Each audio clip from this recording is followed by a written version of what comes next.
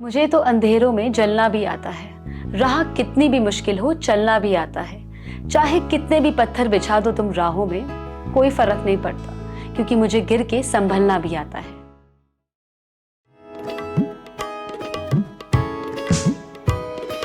हौसलों में पंख लगा आसमां उड़ जाने की ख्वाहिशें है आंखों में, देश भर छा जाने की है।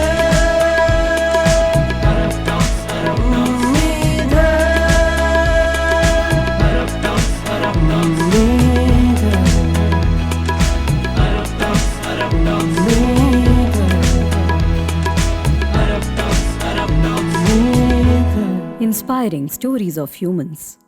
नमस्ते श्रेया जी, स्वागत है आपका हमारे टॉक शो दारप टॉक्स में। Thanks for having me, Anant. It is a pleasure to be here.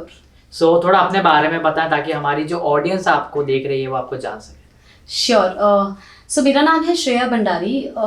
I am born and brought up in Jodhpur.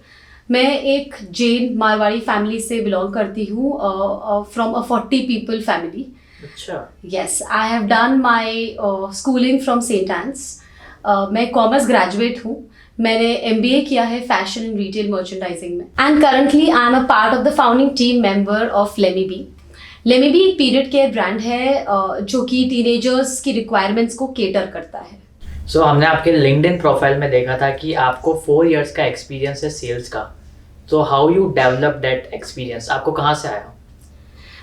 तो बेसिकली जब मैंने अपना MBA किया तब एक चाह थी कि कुछ यूनिक करना है. तो मैं NIT के साथ जुड़ी. NIT गुड़गांव में उसका हेडक्वार्टर है. तो वहाँ पर जुड़कर मैंने देखा कि उन दिनों कुछ एक गवर्नमेंट फंडेड प्रोजेक्ट चल रहे थे. तो मैं उस प्रोजेक्ट का हिस्सा बनी, जहाँ पर हमने 180 से 200 लोगों को रिटेल मैनेजमेंट पे, रूरल लोगों को रिटेल मैनेजमेंट पे ट्रेनिंग दिया. जॉब कैसे लिया जाता है, जॉब में क्या कैसे काम किया जाता है, वैसे ट्रेनिंग दिया. और यकीन मानिए उसमें से 120 बच्चे का सिलेक्शन करवाया कंपनीज में, जैसे कि ICICI bank, iconic India, future group. So आपने इतने टाइम इसमें काम किया, so what did you learn from this field? मैंने इस फील्ड से बहुत कुछ सीखा. मैंने ये सीखा कि जब मैंने देखा कि रूरल बैकग्राउंड के जो लोग हैं उनमें जॉब के लिए जो स्किल्स रिक्वायर्ड है उनमें कमी है, तो मैंने उन लोगों को जॉब स्किल्स के लिए पॉलिश किया. उन लोगों को रिटेल मैनेजमेंट का इम्पोर्टेंस और कैसे मैनेज करते हैं वो सिखाया. और ये सिखाने के बाद it charge me for the quest. So आप चीफ बिजनेस ऑफिसर हो, तो आप इतने एक हाई लेवल पर जाके आप इतना अच्छा काम कर रहे हो, तो आपने ये सब चीज़ें सीखी कहाँ से?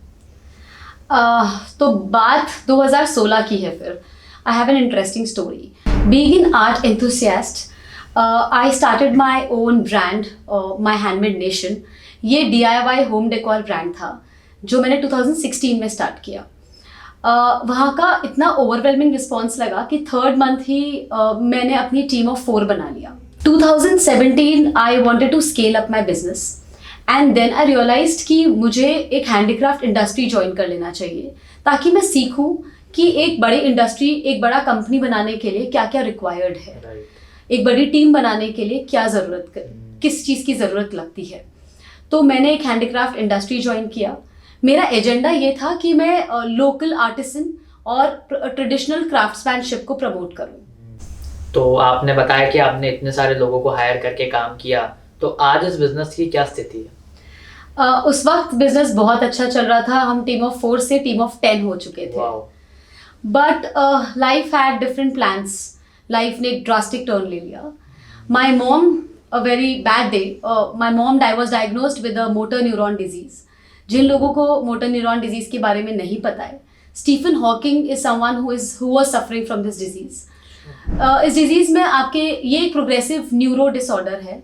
ये एक स्लो पॉइजन की तरह आपकी बॉडी में फैल जाती है. ये आपकी नर्वस सिस्टम पे हैम्पर करके आपकी बॉडी मूवमेंट्स, आपकी मसल को वीक कर देती है. आप चलना, उठना, बैठना, खाना और इनफैक्ट सांस लेने के लिए भी एक्सटर्नल फैक्टर्स पे डिपेंडेंट हो जाते हो. उस बीमारी में every month 15 days for 6 months mummy को हॉस्पिटल में रहने की ज़रूरत पड़ती रही. और क्योंकि मैं दोनों चीज़ें पैरेलली संभालना मेरे लिए असंभव था, तो मेरा बिजनेस मुझसे छूटता चला गया. सो जैसा कि आपने बताया कि आप 6 मंथ्स तक अपनी मॉम की केयर कर रहे थे, आप डेली हॉस्पिटल जाते थे, तो कहीं ना कहीं ऐसा एक पॉइंट आया होगा लाइफ में कि यार आपको लगा होगा कि यार मैं भी अब डिप्रेशन में जाने शुरू हो गई हूँ, या नेगेटिव वाली जो फीलिंग होती है वो आने लग गई होगी, तो आपने उस चीज़ से कोप अप कैसे किया? तो yes, my world crashed. I was diagnose with depression. That was a major depression. क्योंकि मैं बहुत हॉस्पिटल में रहने लगी थी, मैं बहुत हेल्पलेस फील करने लगी थी, मैं क्लूलेस थी कि आगे मैं क्या करूँगी. और मेरा बहुत मेजॉरिटी ऑफ द वक्त, my majority of the time mummy के साथ निकलता रहा. बट ये था कि जब मैं उनके साथ थी, हमने बहुत अपनी टीनेजर्स की, हमने अपनी बहुत बचपन की यादें ताज़ा की. मैंने अपना टीनेज सीक्रेट शेयर किया. She used to tell me what she planned for me for my future. And trust me, we were best of the friends all that time, like never before. बस मैं इस situation के साथ धीरे धीरे cope up करना शुरू होने ही लगी थी. मैं समझने लगी थी कि MND है, और मैं धीरे धीरे अगर ऐसे केयर करूँगी तो मैं शायद मैं स्लोली इस सिचुएशन के साथ कोप अप करने लगी थी. इस बात को सिर्फ 2 ही महीने हुए थे और मम्मी को ब्रेन हैमरेज हो गया. ब्रेन हैमरेज में उनके सर्वाइवल चांसेस सिर्फ 5% थे. हमने तो बस यकीन मान लिया था कि हम उन्हें खो बैठे हैं, बट नहीं पता था कि भगवान की कुछ और इच्छा है. और yes, she survived. My family was इनगल्फ्ड in darkness. अब वो इनिशियली अपनी याददाश्त खो बैठी थी, वो एक बच्चे से कम नहीं थी, वो मुझे मम्मी बोलने लगी थी. तो मेरा मेजॉरिटी ऑफ द वक्त सिर्फ उनसे बातें करना, उनका ख्याल रखने में निकलता रहा. फिर अगर मैं बैक इन अपने हैंडीक्राफ्ट टाइम्स की बात करूं, तो I met a man there. His name was Rishi Kachhawa. He was a gem of a person. He came into my life as a knight in shining armor. उन्होंने मुझे इस सिचुएशन से काफ़ी कोप अप करवाने में हेल्प किया. This went on for a while and I and Rishi started liking each other. मेरी family भी उन्हें काफ़ी पसंद करने लगी थी. And my family after just some time presented a proposal, जहाँ पर उन्होंने बोला कि why don't you guys think of your future? And then yes, we agreed. So 2020 it was, while we decided to get married, right after which I thought that my life will take a good shape. But ज़िंदगी को कुछ और ही मंजूर था. Covid knocked the door. मुझे लगा था कि मैं शायद अपना बिजनेस फिर से स्टार्ट कर पाऊंगी, बट क्योंकि कोविड हो गया, यहाँ पे भी मॉम पैरेलली वीक होती जा रही थी. उनकी स्पीच काफ़ी स्लरी होती जा रही थी, तो मुझे अपनी मॉम के साथ उनके पास शिफ्ट होना पड़ा. कुछ वक्त बाद उन्होंने अपनी स्पीच खो दी. हम कुछ कर नहीं सकते थे क्योंकि कोविड था. तो ऐसे देखते ही देखते कुछ महीने बीत गए. उन दिनों की बात है, मैं लिंक्डइन चेक कर रही थी. मेरी लिंक्डइन पे मुलाकात हुई देवी दत्ता डैश से, जो आज मेरी कंपनी लेमीबी की फाउंडर है. yes, and she is such an inspiring woman. मेरे पहले कॉल पर ही हमारी बहुत सारी बातें हो गई, हमारे स्टार्स अलाइन हो गए, आप ऐसे बोल सकते हैं. और मैंने डिसाइड किया कि मुझे यही काम करना है. I think this has been a calling for me. अगले दिन मैंने अपना रेज्यूमे शेयर किया, इंटरव्यू दिया, I got cracked and we were there. So as a founding team member of Lemme Be, तो आप फंड्स कैसे रेज करते हो? हाँ, अच्छा क्वेश्चन है ये काफ़ी. तो फंड रेस करना is not something I take care of first of all, but मेरा कोर एजेंडा रहता है brand building, business building. But ज़रूर मैं आपको बताना चाहूँगी कि फंड्स कैसे रेज होते हैं. तो बेसिकली हमारी एक इन्वेस्टर विश लिस्ट होती है, जिसके अंदर हमारे पास पूल ऑफ इन्वेस्टर्स, बहुत सारे इन्वेस्टर्स होते हैं. वहाँ पर हम ये देखते हैं कि कौन सा इन्वेस्टर है जो D2C ब्रांड्स में इन्वेस्ट कर सकते हैं. तो सिर्फ विश लिस्ट से काम नहीं चलता है, काफ़ी सारे इन्वेस्टर्स कनेक्शंस के थ्रू आते हैं. तो कनेक्शन से इन्वेस्टर्स मिलते हैं, हम अपनी पिच डेक रेडी करते हैं, पिच करते हैं. जैसे कि आप देख रहे हो कि आजकल शार्क टैंक में पिचेस होती है, इन्वेस्टमेंट फंड रेजिंग होती है, बट वही चीज़ हमको इन्वेस्टर्स के साथ में करनी पड़ती है, सामने करनी पड़ती है, with little less of drama. तो वो सब करने के बाद हमें उनको थोड़ा सा अपने नंबर्स बताने पड़ते हैं, हमारे फ्यूचर प्लान्स बतानी पड़ती है. We have to sales projection, revenue, या एब्सोल्युटली हमें अपना MIS शेयर करना पड़ता है. We have to share a lot of things. हमें अपना मोड डिस्कस करना पड़ता है. और अगर इन्वेस्टर उसके साथ ऑन बोर्ड हो जाता है तो फंडिंग मिल जाती है। ऑफ कोर्स थोड़े और प्रोसीजरल फैक्टर्स होते हैं, ड्यू ऑब्वियसली कोई डिलिजेंस, आपको पैसा दे रहा है तो वो इतनी तो करेगा ही। एब्सोल्युटली, तो ये सारी चीजें होती है और फिर फंडिंग मिल जाती है। सो आप अपने इस प्रोडक्ट को मतलब सेल कैसे करते हो, इसके पीछे की सेल स्ट्रेटेजी क्या रहती है? ये काफ़ी एक्साइटिंग क्वेश्चन है मेरे लिए।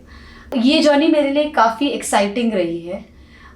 मैंने काफ़ी लोगों को कनेक्ट किया, काफ़ी लोगों के साथ कांटेक्ट किया, उनकी प्रॉब्लम स्टेटमेंट सुनी और उनको सोल्यूशन के रूप में प्रोडक्ट्स दिए।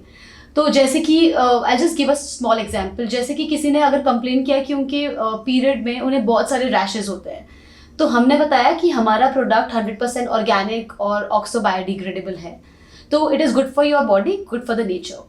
तो लोगों ने इसे अडेप्ट किया। फिर second complain that okay we don't want to put a lot of waste, तो हमने बताया कि okay don't worry, we have products like a menstrual cup and a menstrual disc, again a revolutionary product. तो उसको आप लंबे reusable menstrual care product है और उसको लंबे वक्त तक यूज़ कर सकते हो। तो इससे लोग अडेप्टिव होना स्टार्ट हुए और लोगों ने उसे एक्सेप्ट किया। फिर सिर्फ यही नहीं, लोगों ने बोला कि we don't want products like a pad and a tampon and a cup, क्योंकि उन्हें इन्वेजिव प्रोडक्ट नहीं चाहिए थे। तो हमने बताया कि okay don't worry, we have a Zedrip max, that's a period underwear, तो it's a reusable period underwear. तो लोगों ने यहाँ पर आना भी स्टार्ट किया।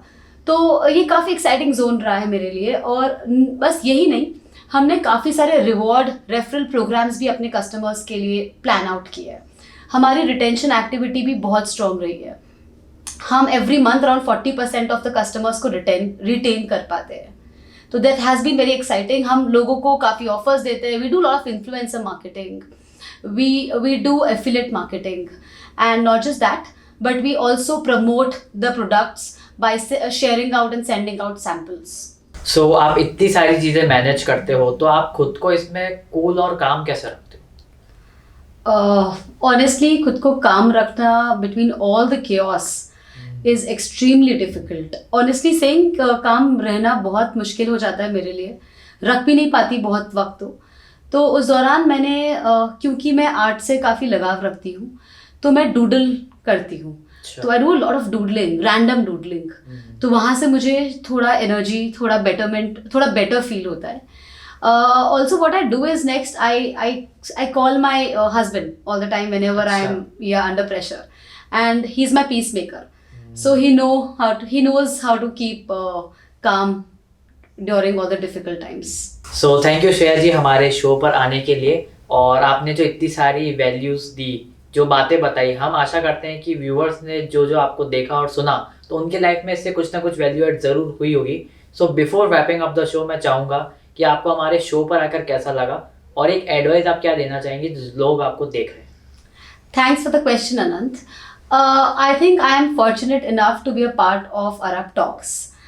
So thank you guys for having me here. मुझे शो पर आकर बहुत अच्छा लगा। I've shared a piece of my life with you all. तो मज़ा आ गया।